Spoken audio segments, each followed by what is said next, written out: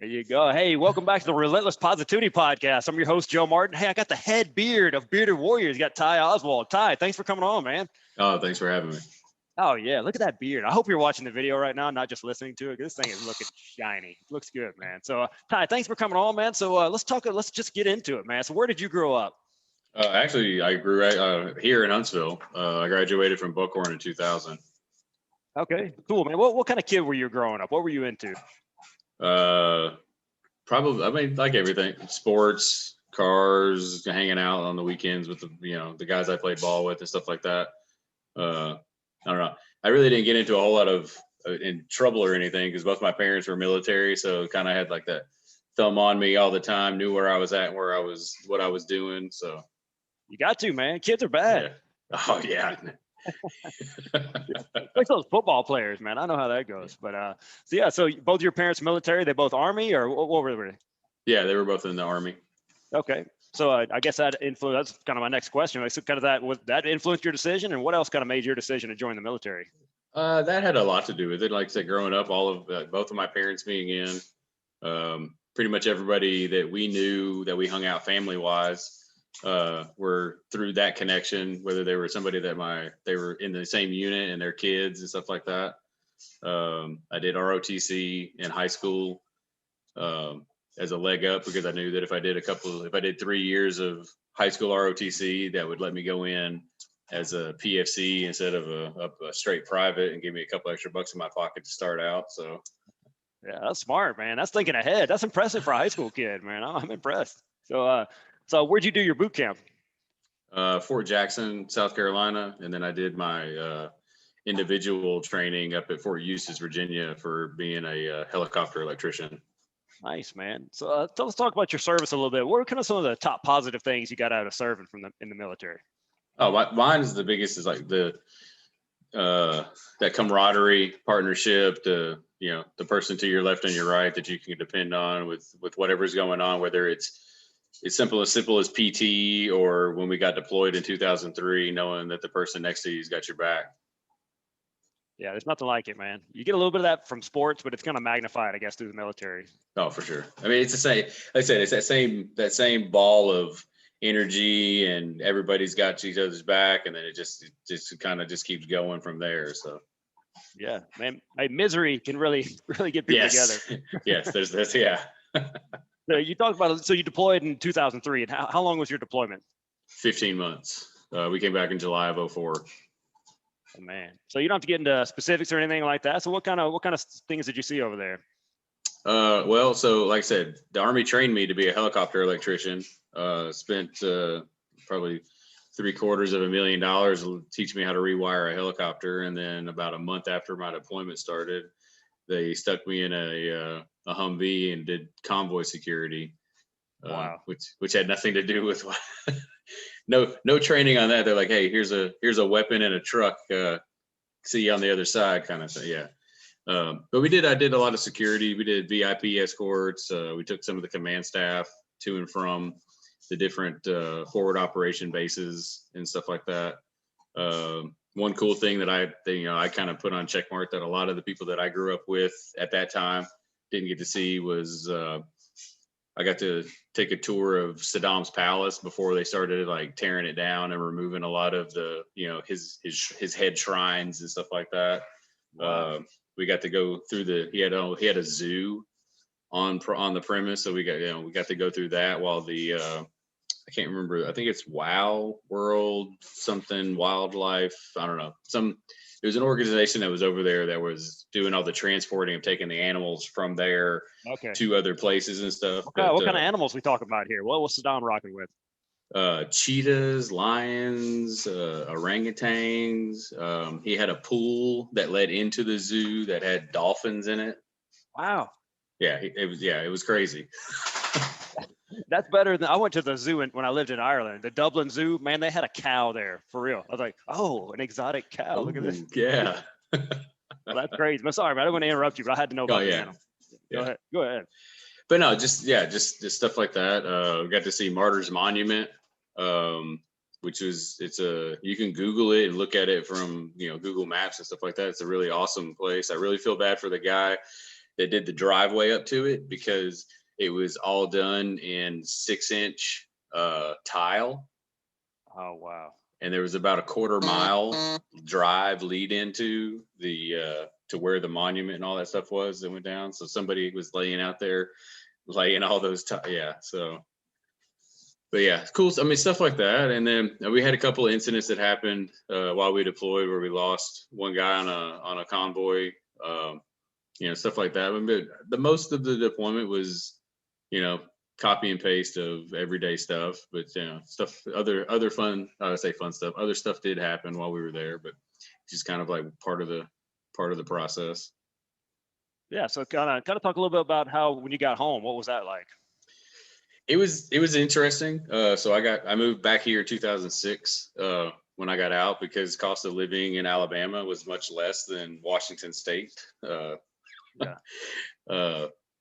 But even though that Redstone is here, which is the Army base that everybody knows about in the Huntsville, North Alabama area, Redstone is not a deploying Army base, and so there was a little bit of a disconnect when it would come to, like, even talking to like my parents or my parents' friends that served in the military, or people that I knew that did a couple of years while I was in school and got out that I knew, stuff like that. Conversations would go to a certain point, and then when like combat stuff started coming up, everybody would kind of start backing away, or their eyes start getting real big, because that's just not something that was a normal conversation kind of thing. And so it kind of led to my own, I guess, like kind of like self-isolating from people, not hanging out, or even not talking. There was probably 2 or 3 years that conversations and stuff would come up that I wouldn't even tell anybody that I was in the military at all, just because I didn't want to get into that conversation that would lead to the end of the conversation. And so it was ups and downs. I mean, that's everybody's life in some aspect and point. I think some of the highs were way up there, and the lows were like deep dark down. But luckily, I had a coworker pull me to the side and say, "Hey, man, there seems to be something going on. Like, I'm not trying to pry, but I've noticed that there's been a little bit of difference and stuff like that. What's up?" And I tried to play it off, and he just kept at it until I finally just kind of opened up about it. And he was like, maybe you should look and see if there's something beyond me. Like, I can't diagnose you or, help past, hey, bro, you want to go get something to eat or a beer or hang out? And so that led me down a path of, what is out there, or who could help me process and get through or get past these things. And kind of ran into not really dead ends, but just not great resources. And so trying to find that's kind of what led Bearded Warriors to becoming a thing, is because trying to find people that were like myself, like-minded or like experience, that we could have an eye to eye or apples to apples conversation with. And then from there, it just kind of grew into one person told one person, told two people, and here we are. Nice, man. Well, good on your coworker, man. Shout out to him. That's awesome. Good on him. Sure. That's a tough conversation, man. So good on him. Yeah. So tell us about Bearded Warrior, man. People hadn't heard about it. Tell us a little bit about what it is and what you guys do.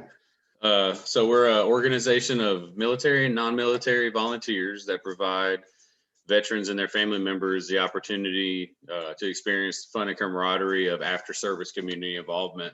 And so what that really means is anything that's going on in the community. Like, we've partnered with you before with Adventure Race Downtown a couple years in a row now.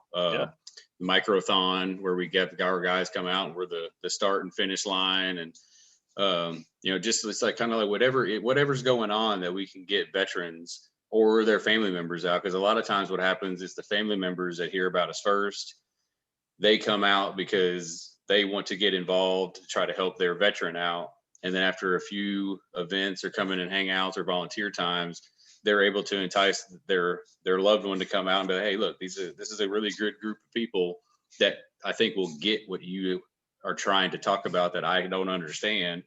And then we can connect with other vets in the area. And just keeping that constant, hey, you got a group of people, you have a group of people, whether they're military or not, that are here to chit chat and talk or connect you with somebody that they know. And, so it's like like whatever we can do to get vets out involved, constructively doing something in the community so that when they come to something, they can leave with a takeaway or hey, I was able to help this person out. And that feeling that you can go home with of, hey, I'm still important and a part of something and worth being around. Absolutely, man. Yeah, you guys do a lot of awesome stuff. Tell me about a few kind of misconceptions people have about what you guys do. So because we're a veteran suicide prevention group, a lot of people think that we sit around and hold hands and sing Kumbaya, and or the other side of that is they think that everybody just kind of gets together and it's just bum hum and drummy and like everybody's just talking about their problems. But when we get together, it's, me, my wife, our 2 kids, friends of ours, a Marine and his family from Decatur and his daughter. And we go and we have dinner, or we go out to was it last Friday we went to a ball game with a group of we got a group of everybody that volunteers, and we went to the Trash Panda game just because it's just we try to be very proactive in everything that we do, so that when a vet gets to the point where they're that point where they think they're forgotten. They think that the only thing left for them is a bullet or a bottle of pills or the bottle of booze or a combination of all 3 of those things. We want to do everything and show that there's tons of stuff to get involved with, and people trying to reach out to, for every one vet looking for help, there's 10 people looking to help that person, no matter who that is, and just keeping, that on the front side of everything going on, so that we're not having the 10 o'clock or midnight 30 phone calls saying that we had another vet decide that they punched out early, and then having to go through those conversations with the family members of, okay, well, these are the resources that are available to do these things, versus, hey, we have a counselor here, we have therapists, we've got psychology, we've got all these different resources, whether they're VA resources or just third party in the community resources from people that have said, hey, I have this service or this availability that I want to provide. All the cost isn't a part of it, we just want to help. So trying to just connect those dots with, if you need help, we have it in one way or another. And if we don't do it directly, we have somebody that can get you to that point. Man, that's so important, just to have it all your bases covered like that. And I think something cool that people might not realize is, number one, like you said, you don't have to be a veteran to get involved. No. You guys even let gingers get involved. If that's right. Most people don't want any of that. So yeah, that's one thing. And then you don't have to have a beard. No, that's what I found that out too. I make up for everybody else. Yeah, your beard is glorious enough for 3 or 4 people at least. So yeah, so man, if you want to get involved, it doesn't have to be, you don't have to be a vet, you don't have to have a beard, you just have to care about people, really. Right. You just have to want to be a part of something that's pretty cool, Yeah. I sit there and I look, I'm just as much of a volunteer as I am a participant in everything that we have going on, because, Nicole can tell you all even more. I deal with all of my stuff every day, and just trying to figure out ways to keep it, not only keep everybody else involved, but keep myself involved, because every event there's a takeaway for me, because every event there's always somebody that comes up and says, hey, I really appreciate what you guys are doing. This is awesome. Or it's a vet going, hey, my wife's been coming for a couple of months now, and she finally got me out of here to meet up with you guys. And, I'm hooked. I'm in. Whatever you guys need, let's do it, because, this is exactly what I needed. And I didn't even know it, but now that I'm involved, I can't. Yeah, that's awesome, man. That's so important. So talk about what's been some of the biggest challenges you guys have faced getting this thing off the ground and keeping it going? The biggest challenge is just participation. People, it's not that people don't know who we are, but I think people are scared to come out to come out or get involved because, like I said, like we talked about a second ago, they don't know what it is that we actually do or how that we do it, because all people see is, oh, Bearded Warriors, veteran suicide prevention. They're like, oh, well, I don't know if I want to be around that, because the conversations that come up may be very uncomfortable or stuff like that. But it's like, we just talk about the game or the new beer that's getting released at one of the breweries, or why am I lower in my minivan? That age-old question. I mean, really, the only awkward thing that happens is when Raymond is there. That's the only. Yeah, that's true. But I mean, that's the biggest. Like I said, the biggest challenge though is just the participation part. Just trying to find people to get involved and wanting to be involved, because this is the 8th year that the organization has been in existence, and we're able to do a pretty good bit of all of our stuff at almost no cost. So it's like, when you come out, you're literally only having to provide time. We don't, unless it's something very specific or an event that we have coming up, or a need that a veteran or a family member or somebody that knows the veteran has asked for. We ever ask for money or donations, and if we do, they have a very specific cause that they're going directly to. Nobody in the organization gets paid, so everything is literally a pass through to what we have going on. But yeah, like I said, that's probably been the biggest challenge, is just getting the word out of what's going on and why we're doing it. There's no paychecks; it's all passion. So yeah. Well, you guys have done so many events. It's really hard to keep up with, because you guys do so many things for so many people. What are kind of 3 examples of something that kind of stories that have stood out over the years of people you've helped? Well, the most fun one, I think, is the microthon. Just because of who the cause the money that that's raised, and Absolutely. The awareness for the cause that it goes for. Because of full circle on that, we've got a member who's not a vet, but his son his special needs, is in a wheelchair and whatnot, and he was asking us about the event, and I was like, yeah, you can come. We have pom poms and little whatever. We're just gonna be making noise and cheering people on, running across the grass. And he's like, well, is it okay if my son comes? And I'm like, absolutely. Like, for sure. And they showed up, and it kind of was one of those, no expectation of the day, but when they got there, they both realized that they were 100% a part of the event without even being a part of the event, because what the cause was for was for his son, and getting his son involved in stuff that was going on around in the community and being involved and stuff like that. And now they're hooked. Like he said, that he goes, we got it on the calendar. Anytime there's a microthon, we're in. His son, he did the race across the grass in the wheelchair. Everybody cheered him on. That was probably one of the coolest events, because there was a couple different takeaways. We had the time spent with us as our organization, and then he learned about Merrimack and everything, plus what Microthon was doing and why they raised the money for and stuff like that. So it was a huge takeaway on that.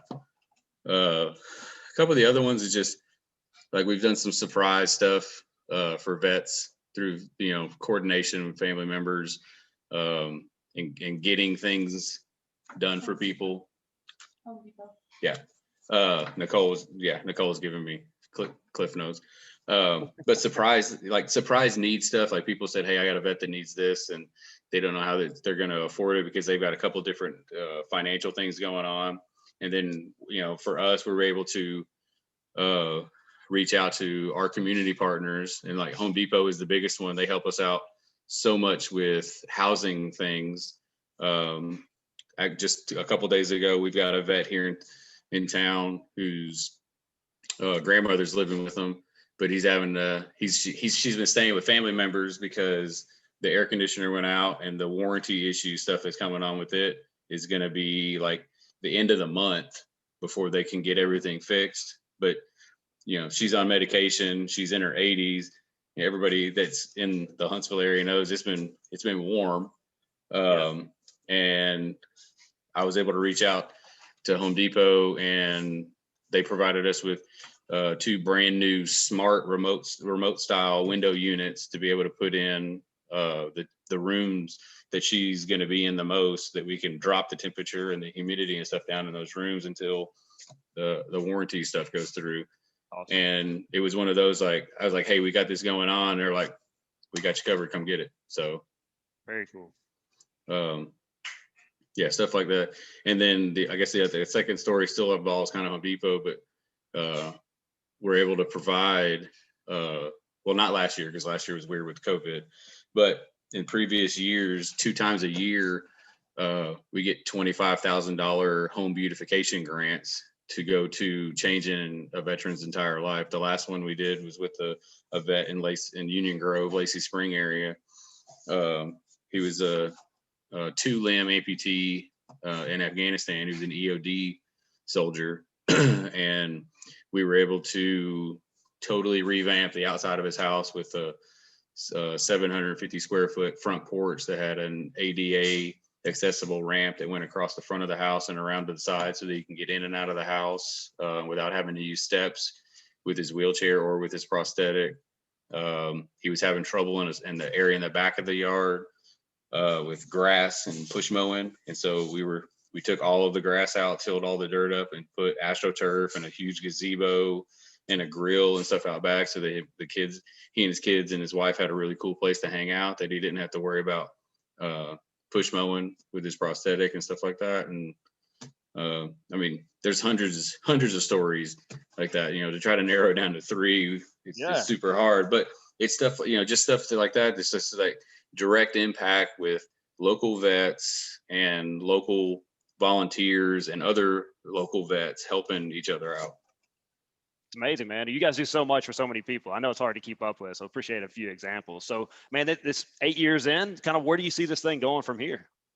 We don't have I've always tried to keep the group at whatever kind of like the free flow, like wherever everything seems to kind of be pushing to, and what the community as a whole needs. Because like I said, there's tons and tons, thousands of veterans that live in this area, whether they're 30-year retired or did 2 years and got hurt and got out, or like myself, I did 6 years, got out and moved back to this area. It's just kind of like wherever that goes. It started off with looking for, for lack of better terms, me looking for some drinking buddies to hang out with and chit chat with and talk to a full-fledged 501c3 that has changed and impacted the lives of so many people, not just vets, but people in the community, and just having that go above, just wherever that growth kind of wants to take itself, because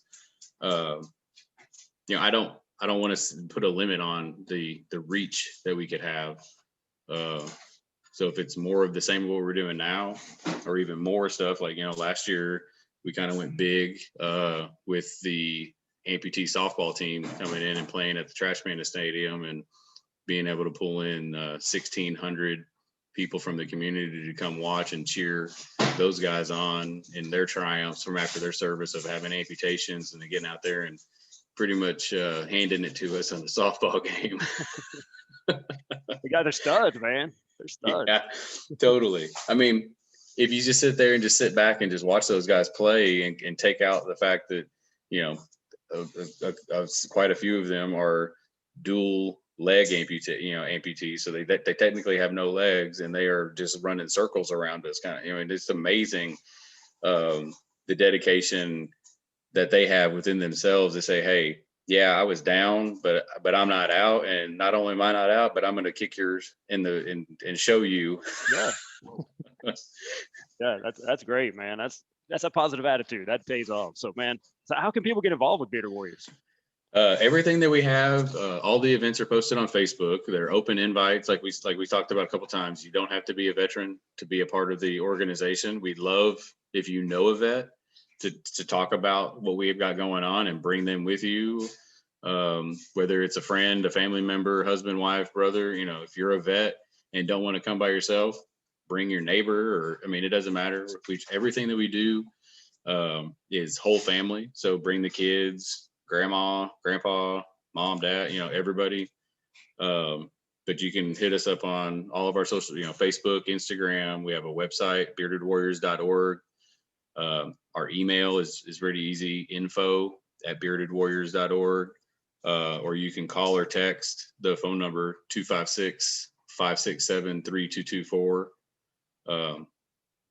I mean, yeah, there's multitudes of ways. Just show up, hang out, and the sky's the limit for the opportunities once you come and hang out with us. Absolutely, man. I'll link all that stuff in show notes so you don't have to remember that, and we'll click on stuff and all that. But oh man, let's say someone listening right now or watching right now is struggling. What's some advice you would give them?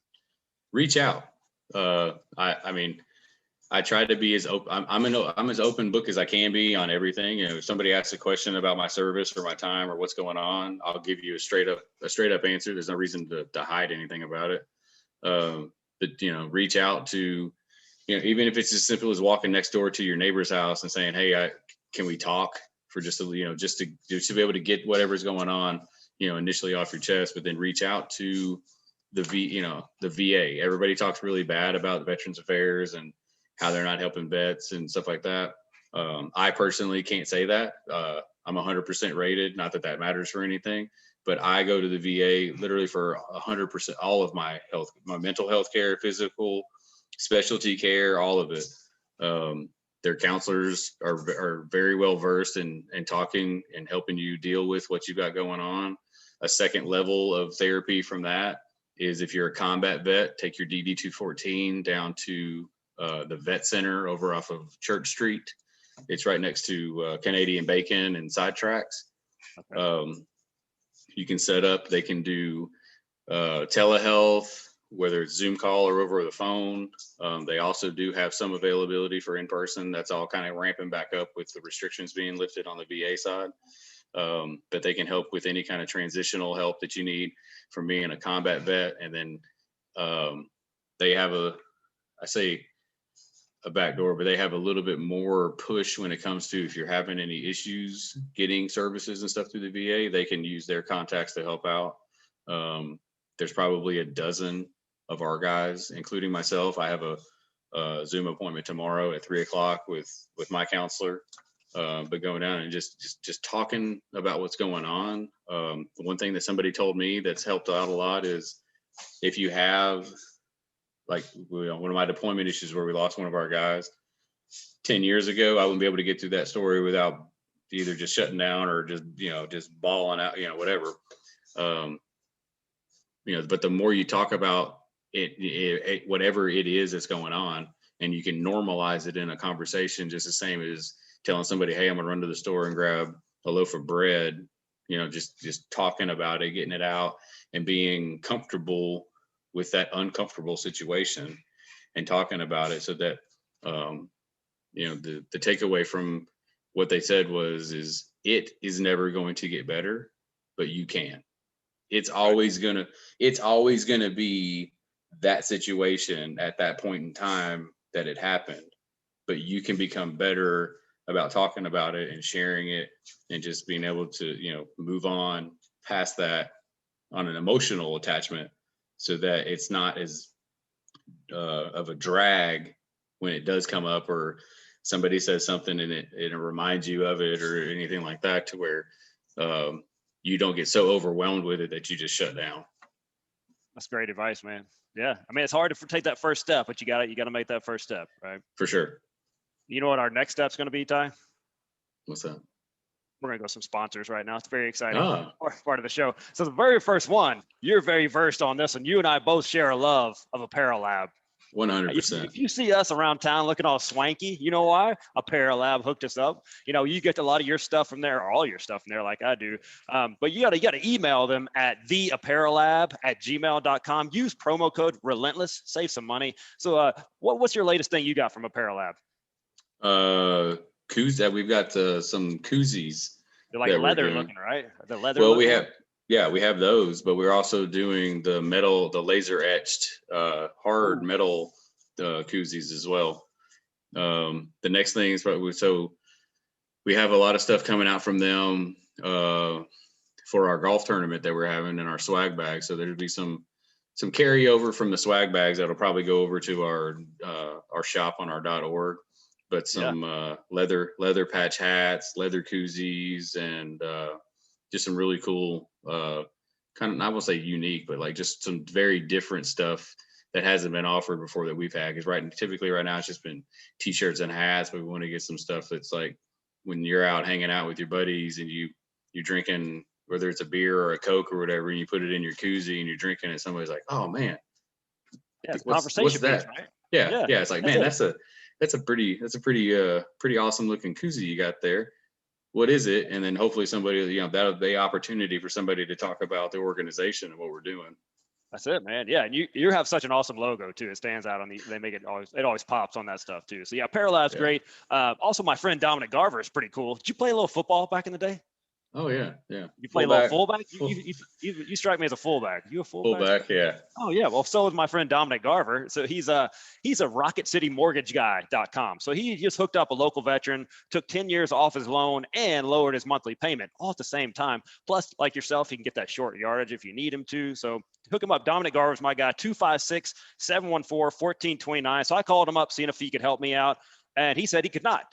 And he didn't try and sell me a bunch of other stuff. He just said, hey, man, you're good with what you got. Stick with what you got. So he's not going to sell you on a bunch of other stuff. He'll just go through, help you out. He loves helping veterans as well. So give him a call. Check out his website. He's a great guy.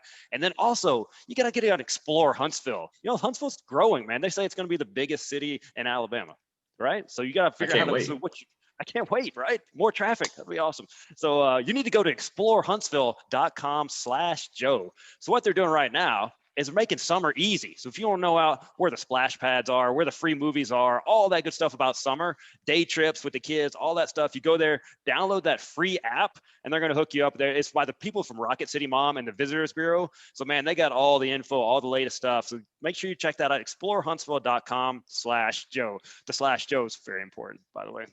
So Ty, thank you so much for coming on, man. You've helped so many people, probably people that you don't even know. They probably never even let you know, but you've changing lives.